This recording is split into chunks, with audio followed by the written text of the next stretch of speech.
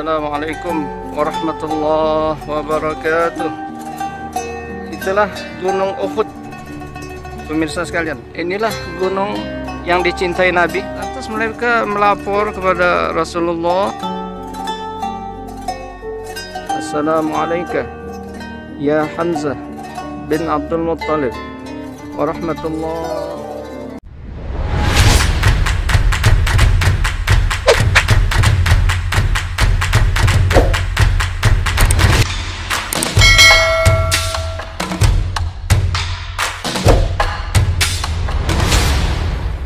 Assalamualaikum warahmatullahi wabarakatuh. Alhamdulillah, pemirsa sekalian, sekarang kita sampai di Uhud. Itulah Gunung Uhud, pemirsa sekalian. Gunung Uhud, gunung yang dicintai Nabi. Hadzal jabal yuhibbuna wa nuhibbuh, kata Nabi. Gunung ini dia cinta kepada kita dan kita pun cinta kepadanya. Gunung yang dicintai Nabi. Kemudian Nabi berkata lagi, Jabal min jibalil jannah, gunung dari gunung-gunung di sorga. Gunung dari sorga. Allahu Akbar, pemirsa sekalian. Gunung dari sorga Allah turunkan ke muka bumi ini. Inilah Gunung Uhud, jamaah sekalian. Gunung Uhud ini. Ada apa lagi yang Allah turunkan dari sorga ke muka bumi? Ada sungai, yaitu sungai Nil, sungai Furat. Ada taman dari sorga, itulah Raudhah.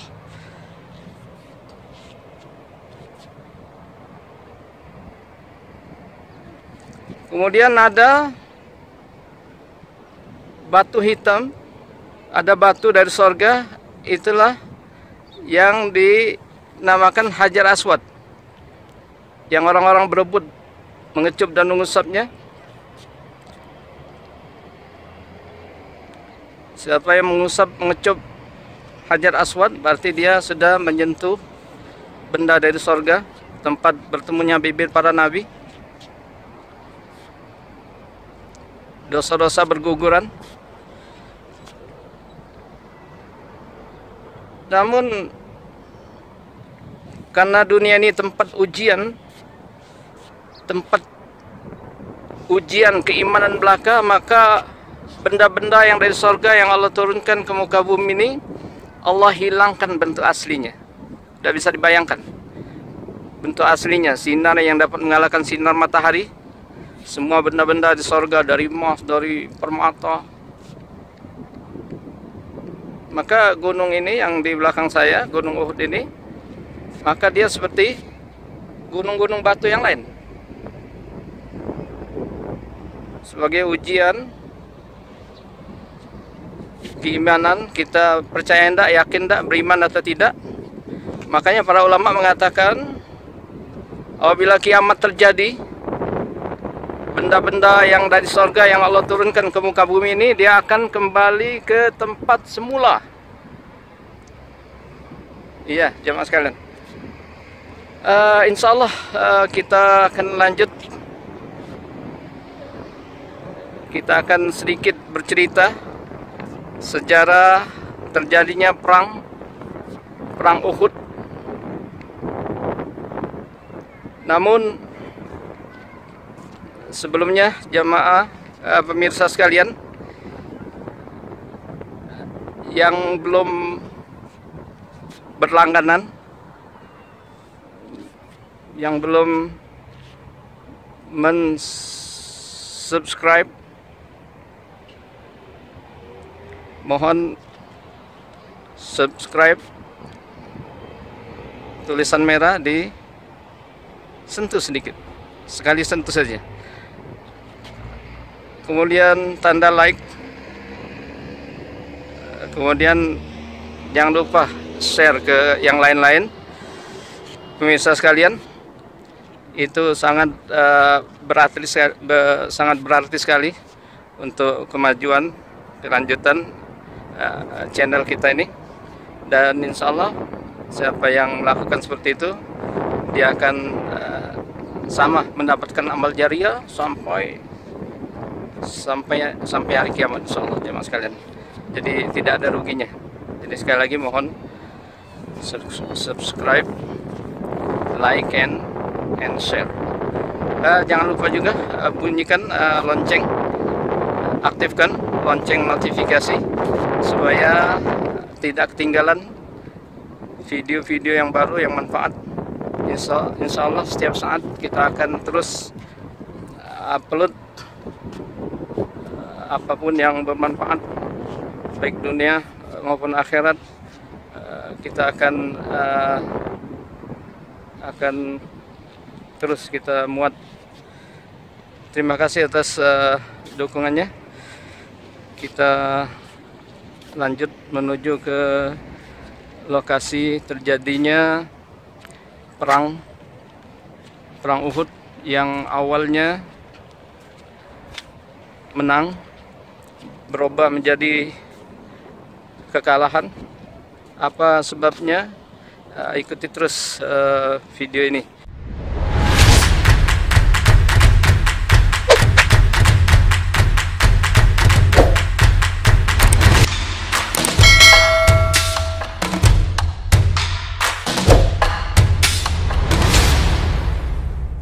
Inilah gunung yang dicintai Nabi, gunung dari sorga, gunung yang dicintai Nabi. Apa yang dicintai Nabi patut juga kita cinta kepadanya. Panjangnya dari kanan dia terus ke pinggir sana, terus dia berputar lagi, totalnya lebih kurang 7 kilometeran. Pemirsa sekalian, 7 kilometeran. Jadi dinamakan Uhud dari kata ahad. Ahad artinya satu. Kenapa dinamakan Uhud? Mungkin karena dia satu, sendirian, menyendiri di sini, tidak bersambung dengan gunung-gunung lain sebagaimana biasanya apalagi di Mekah itu gunung selalu bersambung-sambung. Nah, ini dia sendiri saja. Gunung yang dicintai Nabi. Maka Nabi di dalam hadis-hadisnya banyak sekali beliau memberikan perumpamaan dengan menyebut gunung Uhud ini, pemirsa sekalian. Seperti hadis Nabi yang menunjukkan betapa dermawannya beliau. Beliau berkata, "Lau kana indi misla Uhudin zahaban." Atau maqalan Nabi, yang mafhumnya bahasa kita jamaah sekalian, kalau sekiranya saya mempunyai harta sebesar gunung Uhud berupa emas, maka saya tidak mau dia berada dalam genggamanku selama 3 hari 3 malam. Allahu Akbar. Betapa dermawannya beliau, menunjukkan betapa dermawannya Nabi jemaah sekalian. Harta sebesar gunung Uhud ini yang panjangnya 7 km harus habis, disedekahkan, diinfakkan, disedekahkan dalam 3 hari. Allahu Akbar. Jangankan Nabi, istri-istri Nabi luar biasa, begitu dermawannya. Contohnya Siti Aisyah, satu hari dapat harta rampasan perang 1000 dinar. Maka di pagi hari itu dia pisah-pisahkan, dia panggil pembantunya, ini antar buat si fulan, ini si fulan, si fulan, si fulan. Habis. Sedikit pun tidak tersisa. Sesen pun, sepeser pun tidak tersisa. Jadi sore hari itu mereka kebetulan semuanya berpuasa, mau membeli makanan untuk berbuka puasa, tidak tersisa. Sesen pun, sepeser pun. Oh, bagaimana nabinya jemaah sekalian. Kemudian Nabi menyebut lagi, ini masjid ini dinamakan Masjid Sayyidus Syuhada atau Masjid Uhud atau Masjid Hamzah bin Abdul Muttalib. Masjid Uhud, Masjid Sayyidus Syuhada. Sayyidus Syuhada adalah gelar kemuliaan, kehormatan bagi Hamzah bin Abdul Muttalib, pemimpin segala orang-orang yang mati syahid. Itulah Hamzah bin Abdul Muttalib. Beliau setelah tewasnya, Nabi kasih gelar kepada pamannya ini dengan Sayyidus Syuhada, pemimpin orang-orang yang mati syahid. Masa hidupnya mendapat gelar Asadullah wa Rasulih, singanya Allah dan Rasulnya, karena betapa hebatnya dia dalam berperang, betapa beraninya, susah untuk dikalahkan.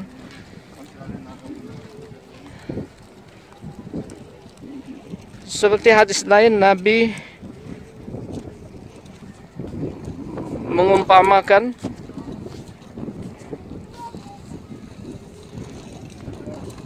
memberikan perumpamaan tentang gambaran besarnya orang-orang ahli neraka, orang-orang yang dimasukkan ke dalam neraka.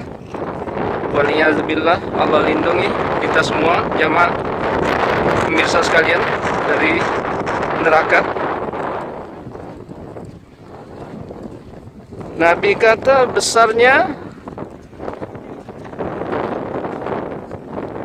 orang-orang yang masuk dalam api neraka, ahli neraka itu, satu giginya sebesar gunung Uhud ini. Oh, dari kiri terus sampai ke sana tadi, tertutup oleh masjid ini, sampai terus ke kanan 7 km. Besar ahli neraka, penduduk neraka itu, satu orang besarnya, ukuran besarnya, satu giginya sebesar gunung Uhud ini, satu gigi. Allahu Akbar. Bayangkan saja pemirsa sekalian, gigi manusia ada berapa atas bawah, kalikan gunung Uhud ini yang panjangnya 7 km. Allah. Adapun orang ahli sorga sebesar Nabi Adam, Isruna zira'an, 20 hasta. Setinggi pohon kelapa seperti itu lebih kurangnya.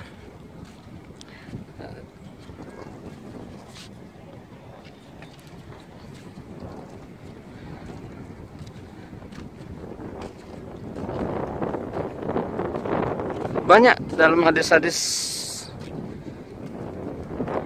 Nabi, beliau menyebut, menggambarkan, memberikan perumpamaan dengan menyebut bukit Uhud ini, gunung Uhud ini. Kemudian pernah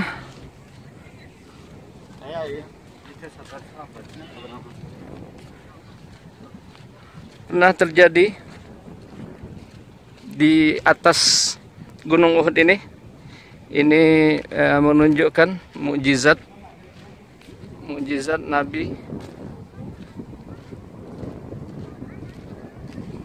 mukjizat beliau menceritakan yang sedang terjadi, yang telah terjadi maupun yang akan terjadi. Beliau bukan pengamat, bukan peramal, tapi apa yang dikatakan semuanya adalah wahyu dari Allah SWT. Semuanya benar akan terjadi. Seperti kejadian di atas gunung Uhud ini.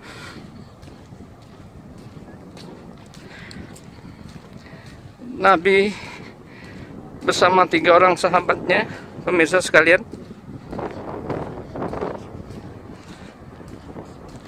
Yaitu Abu Bakar, Umar dan Utsman. Mereka berempat mendaki bukit ini, gunung ini. Sesampainya di atas puncak gunung ini, Nabi, Abu Bakar, Umar dan Utsman, tiba-tiba gunung ini bergegar, jemaah sekalian. Bergegar. Dikatakan karena dia girang.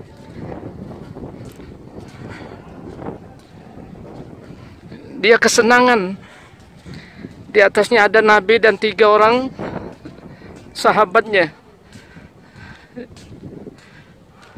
Bergegar, bergoncang. Akhirnya Nabi hentakkan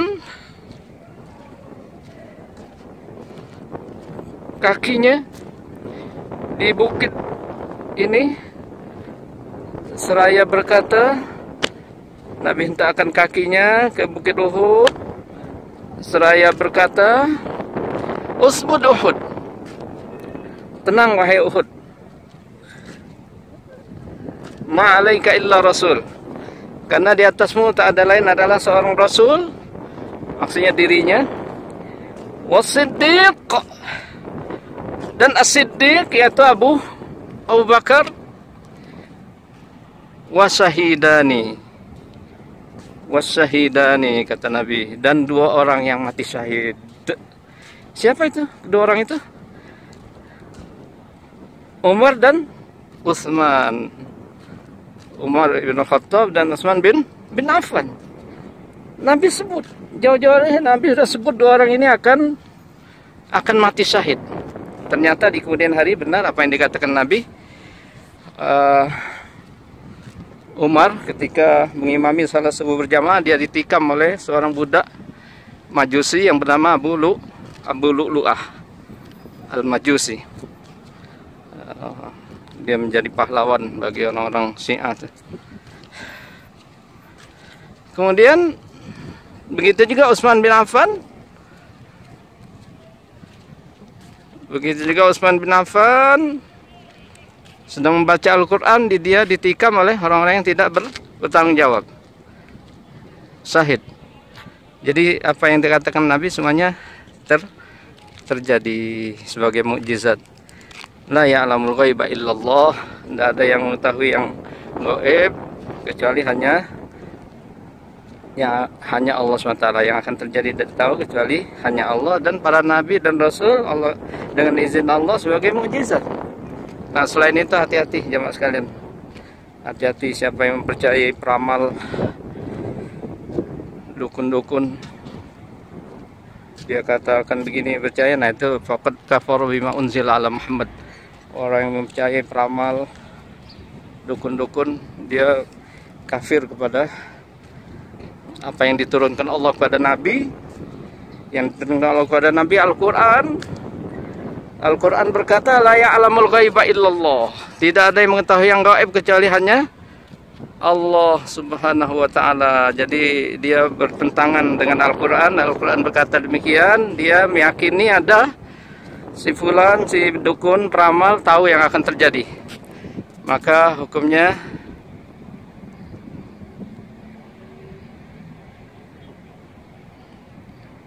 kafir. Kafir kepada Al-Quran, kafir kepada Allah, kafir kepada semuanya, keluar daripada Islam.